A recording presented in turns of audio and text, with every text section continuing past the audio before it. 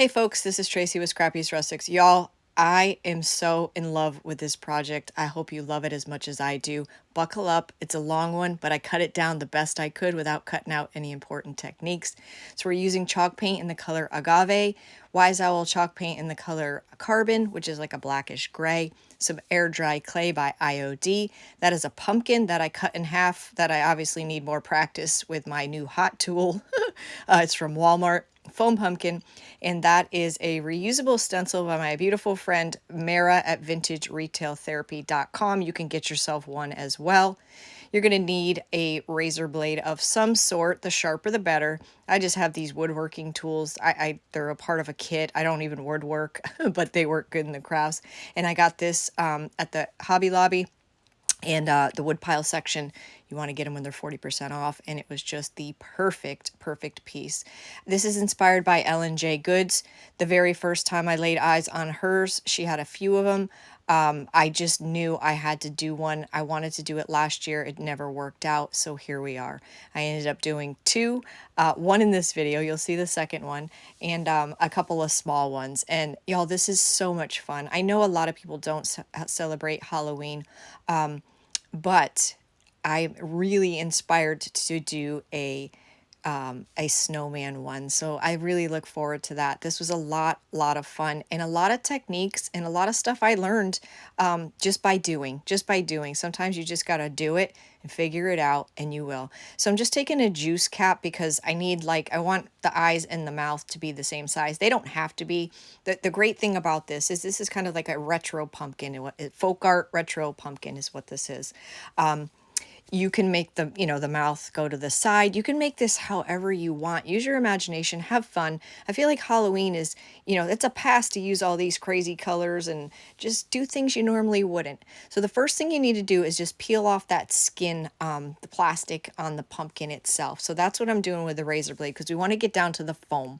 So there we have it. Pretty simple, comes off really easy. But just follow your circle or whatever shape that you make. And then you just want it, this is kind of messy, you know how foam is, especially like if it gets static electricity, it sticks to everything. I had it everywhere, I'm not gonna lie. So I'm just kind of breaking up the foam in there because we want to dig it out. We want to make like a little pit. Exactly how deep, I'm not real sure. When I first did it on a tiny pumpkin, I went way too deep. So the eyes are like really sunken in. Just enough to make it, a shallow dip, but we're going to put product in here because you can't really paint on the foam itself. You can, but you can really tell it's foam. So just keep that in mind. You want it, in the end, you want it to have a shallow appearance. But you also want to leave enough room for some modeling clay in there. If you don't have modeling clay, you could use air dry clay, or any type of clay, or any type of, even like spackle would probably work. And mine cracked a little, but it's really not that big of a deal. I love this color Agave, and man, it goes so well with black. This color just doesn't get old. It dries down a darker color, and I just love it.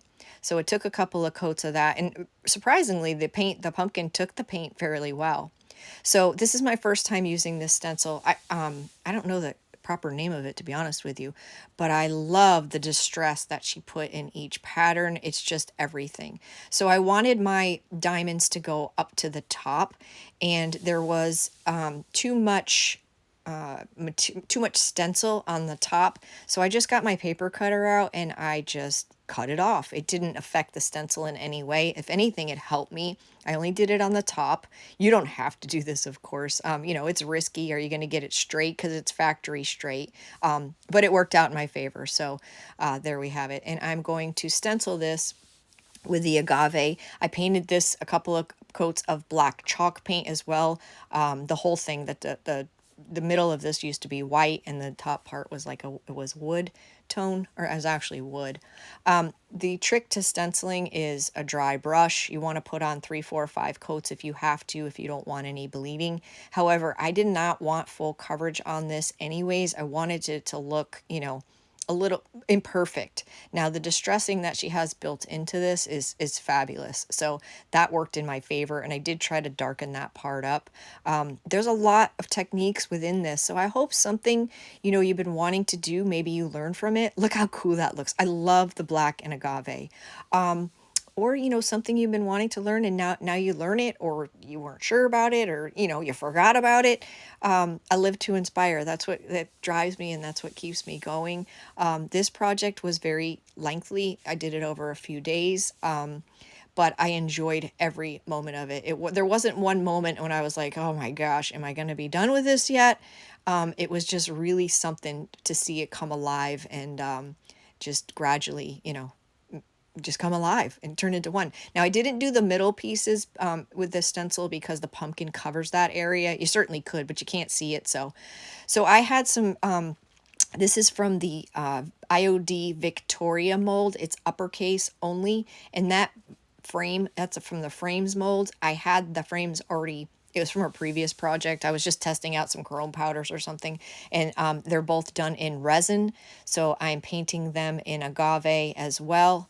And the clear resin does take several coats, so just be patient with this. Put a coat on, let it dry. You can hit it with your heat tool. Now I flipped my painter's tape upside down and stuck my letters to it. It just makes it easier to paint that way, but whatever works for you. So I'm at the end of my pen tart modeling paste here, but we're going to use what we can, and this is what we're going to fill our foam with, because as I said before, we're going to be painting these areas of foam, and you know what it's like painting foam. It's, not a good time. It doesn't adhere right. You can see all the little foam balls. So I'm just going to put this in here like putty. You could use putty, you could use caulk, whatever you have. You do have to allow dry time for this. This is Pen Tart modeling paste. A lot of these products that I'm using can be found on my website at scrappysrustics.com. You can type in hashtag website in the comments all together, and it will send scrappysrustics.com to your private messenger. And now I'm just using a little bit of water in my finger, and I'm just kind of smoothing it out the best I can. It is not perfect. Don't try to get it perfect, because you'll make yourself mad. But just do the best you can. Just get it as smooth as you can. Any big divots, I have a few holes, cracks, whatever here and there. Don't worry about it. So I let it dry overnight. And oddly, the second one I did took forever to dry. See, there's the very first one I tried. Look how funny that is. I love it. It looks like a little person, a little personality. And there's another one that I started. But the first one there I definitely dug its eyes way out way too deep. But, it was a learning. That's how you learn. You got to learn by doing. So we're going to use some air dry clay here. Use whatever you have. Doesn't have to be IOD. I'm an IOD stockist, so that's what I use. It's my favorite clay. This, like I said, this was just a really, really fun project. And to see this guy come alive, if you're still with me now, I hope you stay to the end, because you really will see this piece evolve. It's pretty neat. And maybe, something within this video will inspire you to do something completely different, because inspiration comes from somewhere. It comes from a word, a smell, a color, something somebody did. Me rolling out this clay like this. You just never know. And inspiration is everything, in my opinion, because it's such a wonderful feeling, and it makes me happy. So I'm going to roll this out. I want it to go all the way around each round here, the eyes and the nose. I want it to make it all the way around. So that's what I'm trying to do here. And I hope you like my style. If you're not following me, I'd love for you to become a new friend. Turn on those notifications. Even try to make me a favorite, even though Facebook will probably dump you off anyways. But, you could try. I have a very eclectic taste, and I'm a true believer of doing what I feel. So you just never know what kind of video you're going to get from me. I'm all over the place, but I love it. I love variety. I love to experiment. I love to test things out, and I'd rather try the stuff. Listen, I make a lot of mistakes, but that's how I learn. I learn from my mistakes 100%. You just got to not be afraid. You just got to try it. I mean, like, what's the worst case scenario? I feel like you've arrived as a creative when you start learning how to fix stuff, It's not, you're going to make mistakes. It's going to happen. They're all not going to be, oh, wow, I love that. It's never going to be like that, or what will be the fun of it, But it does feel good when you have something, you're inspired by something and you do nail it. Like that is the feeling that I think all of us as creatives, we chase, because it's just an amazing, amazing feeling. So I also have Telegram if you want to sign up for that. It is on all the platforms. I'm Scrappy's, Rustics, Pinterest, YouTube, TikTok, Instagram. I'm even on Clapper. Yeah, what a name for a Clapper. Anyways, if you type in hashtag text all together in the comments, it will send my Telegram link to your private messenger. That way you don't have to leave the video and you can just sign up whenever you get around to it, because it'll be sitting in your inbox. So that's kind of nice. So I'm just using a little water there to marry my two pieces of air dry clay. By nature, air dry clay wants to shrink and pull away. So it's important to get glue on every part of the surface that you can. That's, both surfaces, the clay and the surface. And I did the same for each eye and the mouth there. So now we're going to make a nose. And this is my first time doing this. There's a lot of different ways you can do this. If you Google or Pinterest or YouTube, retro pumpkins, folk art pumpkins, you're going to see a lot of different styles, different hats they put on them, and bows, and just, I feel like the creative themselves just kind of just does it, and it comes out the way it comes out. I didn't like that nose. It was too pointy. So I ended up making a new one. You could, of course, do any kind of nose you want. A little round one. You could put a bead on there. I mean, just make this your own. Have fun. If you do something like this, I get it. It is a big project. This is kind of a long video, but to get it down to 26 minutes on how long it actually took me, I think is actually pretty impressive. I do try to speed up where I can. Where I need you to see things, I do slow it down, and just cut out all the, you don't even see me paint the whole pumpkin. We'd be here for a week. I'd probably lose my voice by the time I got done editing it. So now I'm making some cheeks. Again, I'm not sure the size I want them, so I'm just kind of sizing things up as I go. So I want them flatter and bigger, so I'm just flattening them out. And IOD air dry clay is really great. Daz is good. Sculpty's good. They're decent.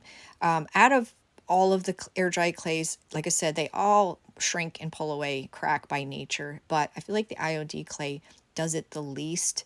And to help yourself, if you apply it to your surface while it's still pliable, like you just casted it or you just, molded it here, and you get glue on the entire surface, including the edges, you'd really have your best bet. Of course, environment, how it dries, all of that comes into play.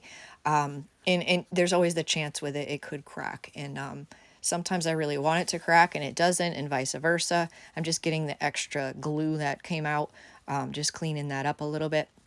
But yeah, get the glue all the way to your surface, and keep an eye on your clay um, you glue it down. You want to babysit it because it's going to want to pull away. And you have about 10 to 20 minutes, depending on the size of your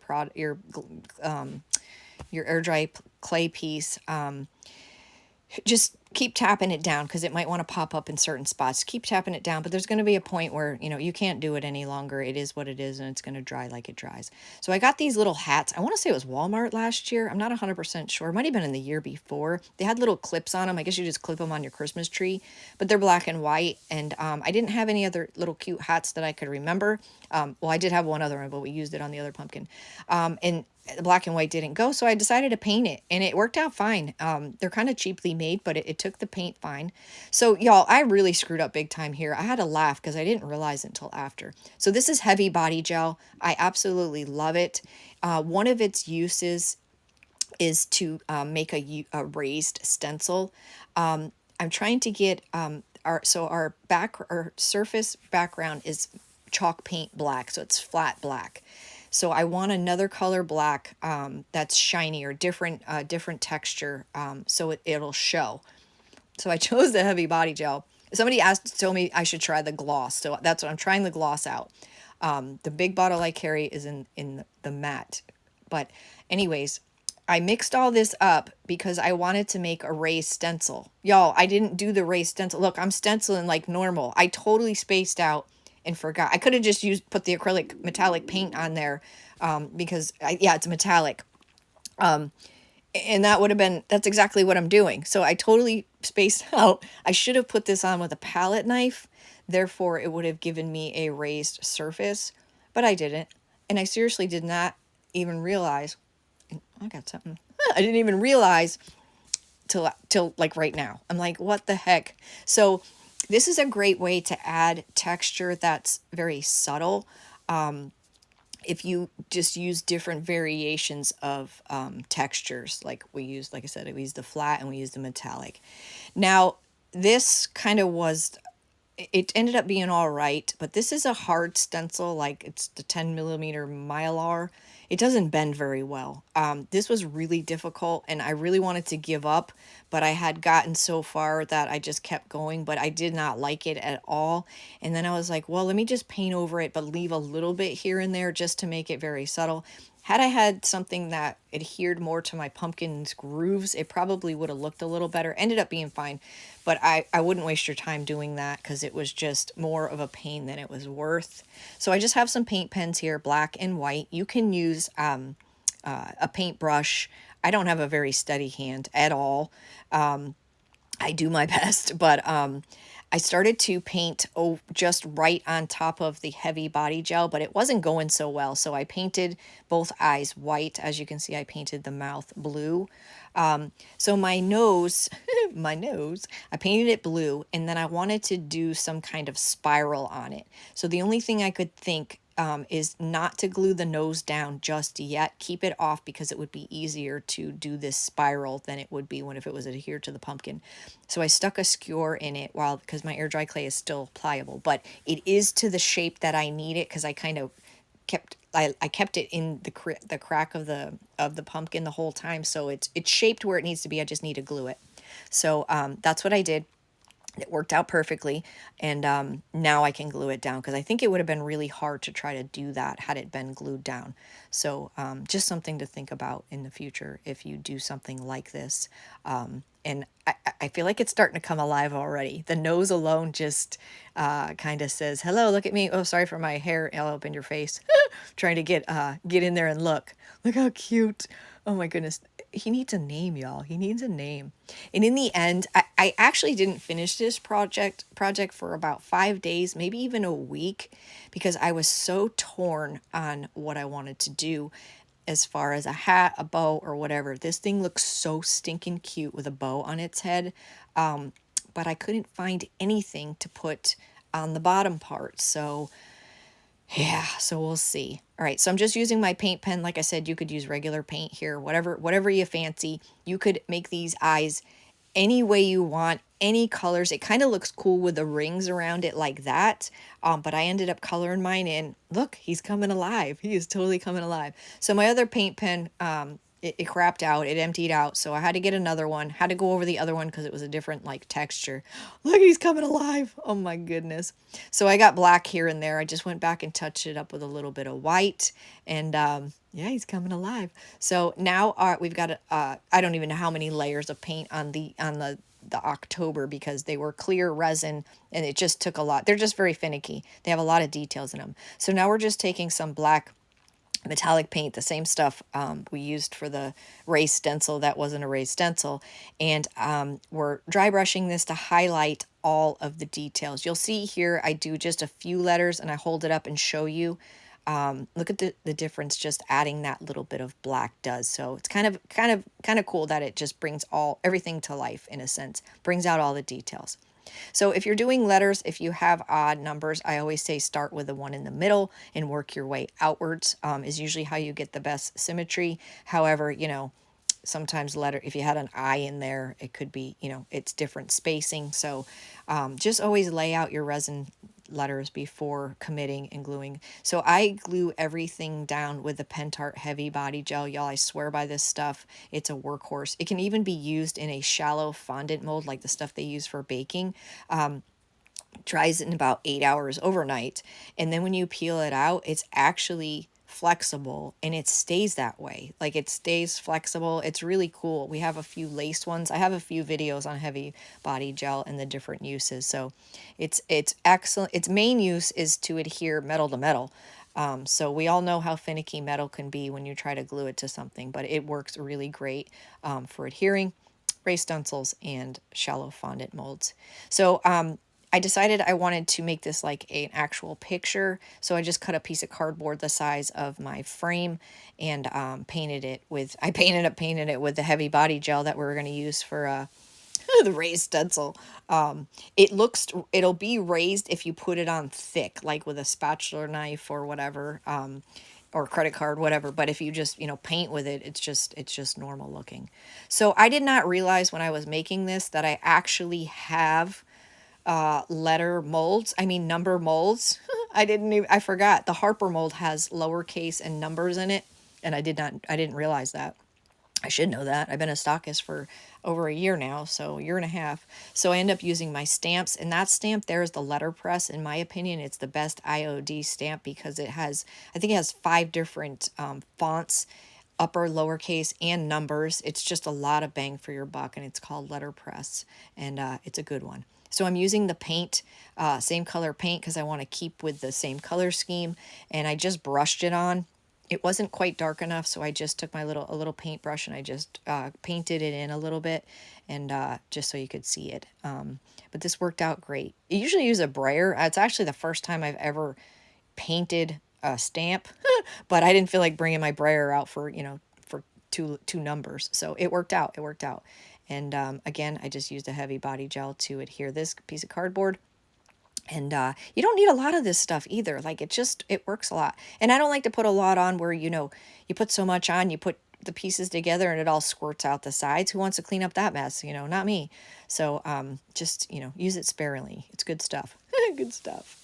But I hope you guys are enjoying this so far. Like I said, I know it is lengthy. I get it. But it's a big project. It really is a big project. Look, I'm trying to, I'm smoothing it down. That's my technique of getting the cardboard to stick to the to my frame. So I let that dry, and that's going to go up top. I'm trying to get it in the center. I just love this agave and black. Like, it is really something. It's not a color you see a lot of people use. I've used it a few times, and every time I say, wow, it's just a beautiful color. I don't know, something about that blue. Look how beautiful that stencil is. It's just gorgeous. I can't think of the proper name of it. Again, if you want that stencil, it's vintageretailtherapy.com. So I went outside and sprayed my pumpkin with this satin clear. I'm going to try a paint wash with, I think that's the metallic. I don't know if that's just regular acrylic paint. I think that's just black acrylic paint. So I wanted to go around the eyes in a fashion that it didn't work out at all. Like it came out nothing like I wanted it to do. So I thought this fan brush was the answer. I'm just testing it on the bottom just to see. It just didn't work. So I grabbed another brush, and I just want to kind of highlight around all the areas. At first I was a little nervous because I was like, man, this is not what I really wanted it to look like. And it wasn't wiping off as well as I wanted it to. And the reason I sealed it is because had I not sealed it, none of it would have come off. The chalk paint would have just sucked everything up. So if you don't have the means to spray, you can always brush on a clear coat before you do something like this, because it just does allow you to wipe back a little more easier, because your paint isn't sucking up whatever you got going on. Now I can tell you on the second one, I did the second one live for the most part. It took 2 lives, excuse me, but I did a lot behind the scenes. And that one I used a glaze. I had a clear glaze by Valspar, and I added in a little bit of black paint. Had I known that, I would have used that. It was very, very forgiving, very easy to work with, and if you didn't like it, it wiped right off. So I will be using that glaze in the future. Again, it's a clear glaze. I added a little black acrylic paint to it, and it was great. But this guy was, way too bright. He needed to be dinged up a little. He needed his highlights, highlighted, and his pumpkin grooves highlighted. So I did end up wiping it back as much as I could, but yet leaving him. Look at the bow, you guys. Look how stinking, I love that. But I went to Hobby Lobby, I went to all kinds of places. I could not find anything for either of my projects to go on the bottom, and it just didn't look symmetrical at all. So I had to go with the hats and the bows and make him a boy. Now, I used a pumpkin cutting tool, a heat tool for the first time. There is a video on that. And obviously, I need practice because I really botched these pumpkins. It worked and they're even, but you can see inside where it really ate up the foam a lot. So I only had so many points of contact to put my heavy body gel on. And I allowed that to dry overnight as well. So he's on there good, y'all. Look at him. Look at our hat and our bow. This is so cute. I just love the bow on on his head. I absolutely love it. It's so cute. But I hope you enjoy this. I really do. It's not spooky. It's not scary. It's retro. There's also a thing called expressions, pumpkins with expressions. It's almost like they have people's faces and real teeth. Yo, those are really cool. But you got to be like some kind of sculptor to be able to kind of do that kind of stuff. I think that's above my skill level at this point. I could always try, but they're pretty cool looking. Pretty cool looking. Yeah, I love him. We need names. You'll see the other one in the end. I ended up gifting that one. She hasn't gotten it yet, so I'm pretty excited for her to get it because she will appreciate it. She's a big, big Halloween buff. But there she is, y'all. I love this. I would love for you to share this video. Sharing really, really helps us as creatives. It's free. Just hit that share button. You can share it to your own page if it's something you want to go back and maybe see again or do for yourself. That way you know it's there. It's easier to find. And again, I hope you become a new friend. And if you like my style, I know I'm not everybody's cup of tea. I get that. And if you're still hanging in there with me at this point, then I know you enjoyed this video, and I do appreciate your time, and I do appreciate you watching, and I do hope that I inspired you somehow. Look at him. Look, I can't wait for you to see the last one. Now, the color is off outside. I think it's my black shed. Kind of throws the color off. Wait till you see the other one. Y'all put your sunglasses on real quick. Here she comes, or here he comes. Woo, there it is. Look at that. Thank you so much for watching, and I'll see you in the next video.